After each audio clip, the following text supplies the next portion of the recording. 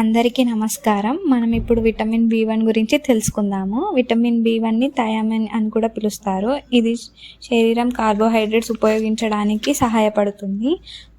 Vitamin B1 లోపం వల్ల వచ్చే వ్యాధులు బెరిబెరి, ఇది పోషకాహార లోపం వ్యాధి. ఇవి 2 రకాలు ఉన్నాయి. వెట్ బెరిబెరి గుండె మరియు రక్త ప్రసరణ పనితీరుకు భంగం కలిగిస్తుంది. దాని లక్షణాలు హార్ట్ రేట్ పెరుగుతుంది, దిగువ కాలువాపు, శ్వాస తీసుకోవడంలో ఇబ్బంది, సరిగా నిద్ర పట్టకపోవడం.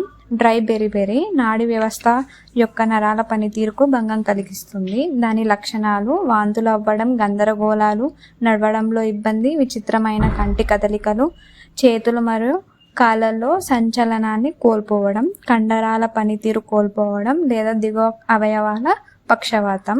ఇతర లక్షణాలు ఆకలి తగ్గిపోతుంది, వేగంగా బరువు తగ్గడం, మానసిక ఆరోగ్యం దెబ్బతింటుంది, జ్ఞాపక శక్తి కోల్పోవడం.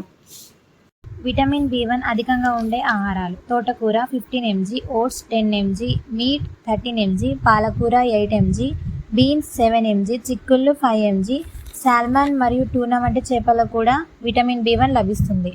నువ్వులు, గోధుమలు, బియ్యంలో కూడా విటమిన్ B1 ఉంటుంది. కానీ గోధుమల్ని పాలిష్ చేయడం వల్ల విటమిన్ B1 పోతుంది. విటమిన్ B1 నీటిలో కరిగే విటమిన్. దీన్ని వార్చడం, నూనెలో తేవడం వంటివి చేయకూడదు. దీనివల్ల విటమిన్ B1 వెళ్ళిపోతుంది.